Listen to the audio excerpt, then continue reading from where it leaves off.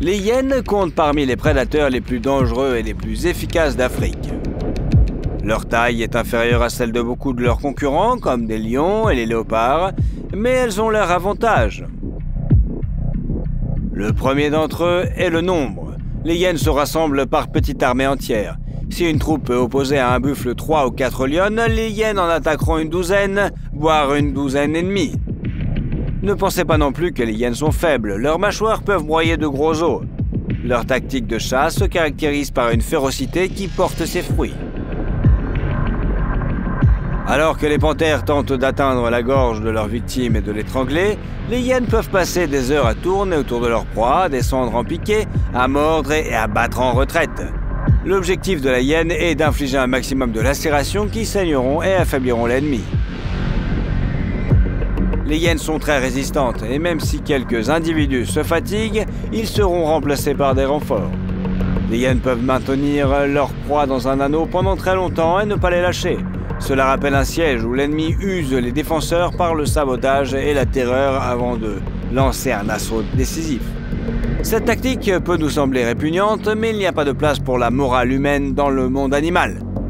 Après tout, les hyènes ont elles aussi de petits qui attendent dans leur tanière. Vous n'êtes pas d'accord? Faites-nous part de votre opinion dans les commentaires. D'autant plus que même face à un grand nombre d'adversaires, les buffles n'abandonnent pas. Les hyènes ont clairement sous-estimé l'endurance et la fureur de l'ennemi. Le buffle agit de manière très décisive. Une tactique typique de hyène consiste à ce que plusieurs animaux se relaient pour attaquer la proie à partir de différentes directions. Lorsqu'un ennemi plus grand mais encerclé se précipite sur une hyène, celle-ci voit les dents d'une autre s'enfoncer sur son dos. Sauf que les hyènes ont sous-estimé la cohésion des buffles. Les ongulés se couvrent les uns les autres et ne permettent pas à leurs camarades d'arriver par l'arrière. Même une énorme meute de hyènes faiblit face à plusieurs buffles à la fois. Bien que les prédateurs aient judicieusement choisi un veau comme proie, les herbivores adultes ne permettent pas aux veaux de s'approcher ou même de toucher le bébé. Lorsque les ongulés se serrent les coudes, ils parviennent à balayer leur ennemi sans trop de difficultés.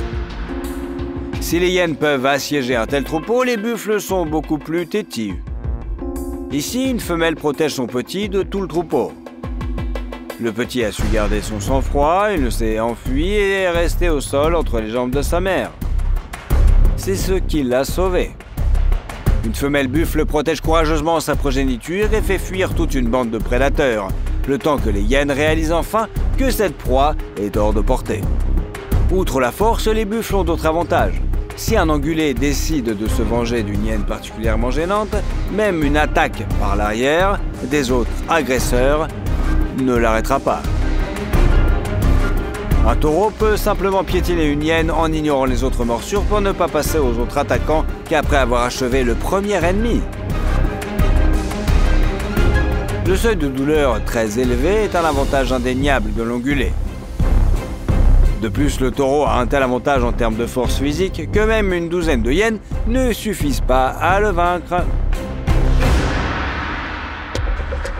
Il est difficile de trouver un herbivore plus agressif que l'hippopotame. Ces géants vicieux considèrent leur plan d'eau comme leur propriété personnelle et peuvent attaquer sans raison apparente tout autre animal qui s'en approche. La plupart du temps, l'hippopotame tolère la présence des ongulés, mais seulement si ceux-ci ne l'importunent pas. Dès qu'un impala fait trop de bruit, l'hippopotame lui brise immédiatement la colonne vertébrale avec ses incroyables mâchoires. Dès qu'un zèbre agace l'hippopotame en restant trop longtemps dans son eau, le géant rame et noie le pauvre animal. Et ce, alors que l'hippopotame vient de les protéger des prédateurs. Mais il y a des animaux qui ne se soucient pas des sautes d'humeur des hippopotames. Il s'agit du buffle d'Afrique. Ce grand ongulé domine l'hippopotame, mais il ne faut pas s'y tromper. Un buffle pèse moins d'une tonne. Un hippopotame environ 4 fois plus. L'agresseur le sait, il menace le taureau et passe furieusement à l'attaque. Mais le buffle est un animal fidèle à sa famille. Même s'il ne peut pas dominer l'hippopotame, il est plus grand et plus fort de son groupe. Par conséquent, le courageux taureau laisse une chance à sa famille de se retirer et affronte toute la fureur de l'hippopotame. Convenez qu'une telle loyauté est digne de respect. L'hippopotame ouvre sa gueule, dans laquelle la tête entière du taureau peut entrer avec ses énormes cornes. Un vrai combat de titans. Mais ces tentatives d'intimidation n'impressionnent pas le buffle. Il s'immobilise et couvre la retraite de sa famille vers un endroit où elle ne sera pas poursuivie. Heureusement, le terrible coup s'est terminé sans blessure grave pour le taureau. Il a résisté à la pression de l'hippopotame et a même pu lui poser une riposte décente.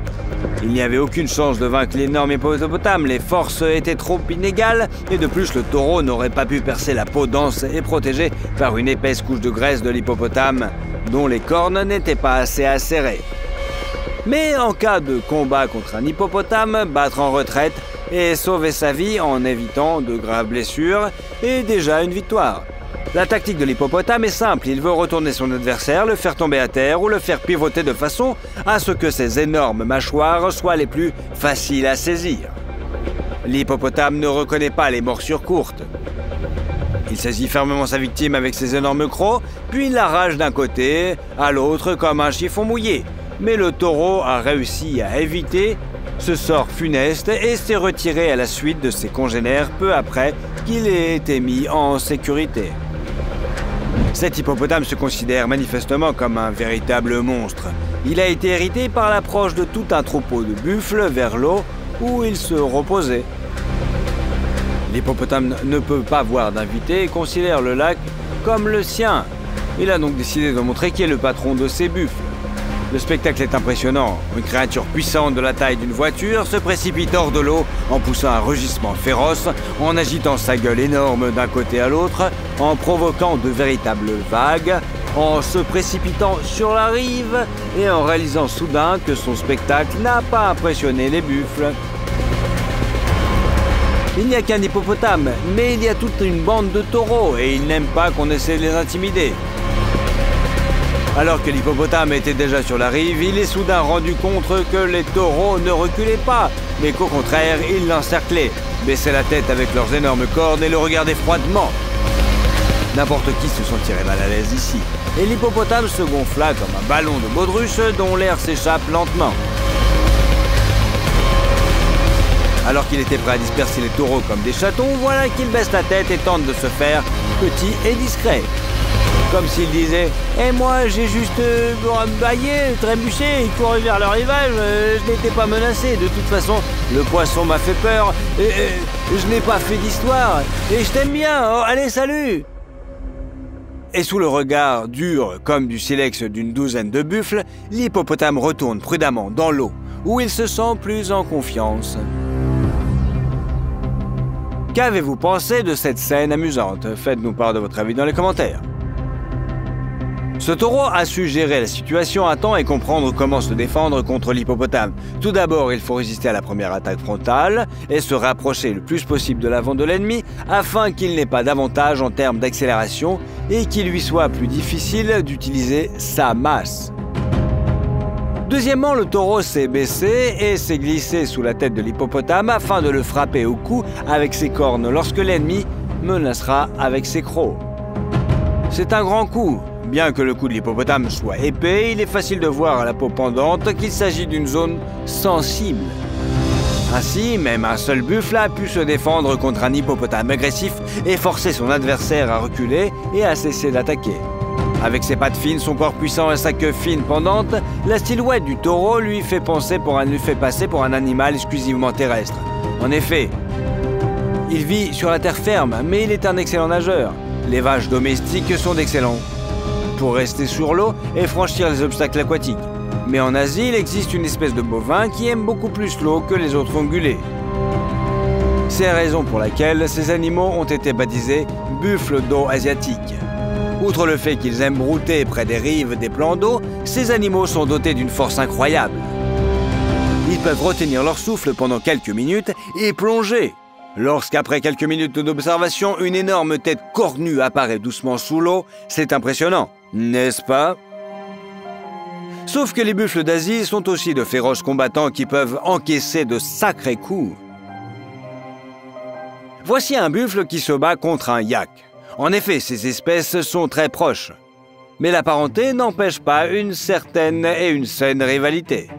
L'affrontement entre les taureaux adultes et les yacles ressemble à la bataille de deux plaques tectoniques.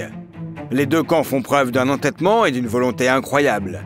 Ils utilisent des tactiques assez intéressantes. Les animaux semblent attaquer de manière directe et ne sont capables que d'éperonner. En effet, ils se tiennent fermement sur leurs pattes, comme si leurs sabots étaient enfoncés dans le sol. On a l'impression que même un tsunami ne pourrait pas les faire reculer. Mais malgré toute la puissance de l'assaut, les deux animaux se battent avec beaucoup d'élégance. J'ai remarqué la finesse des mouvements de leur tête. L'échange de coups écrasants commence à ressembler à de l'escrime, où les rivaux essaient de trouver une faille dans la défense de l'autre, de l'attraper, de le déséquilibrer, de contrôler les flancs avec des coups courts, de réagir à la vitesse de l'éclair, à la menace et de répondre puissamment par des contre-attaques. En une minute, les deux bêtes ont porté plusieurs dizaines de coups. Ce faisant, ils provoquent un nuage de poussière en essayant de se pousser l'un l'autre dans la pente. C'est-à-dire qu'ils résistent simultanément à la pression de l'adversaire, sondent sa défense par de brefs coups de corne et réfléchissent à la manière de prendre une position tactique plus avantageuse. De vrais guerriers. Et vous, qui préférez-vous dans cet affrontement? Dites-le dans les commentaires.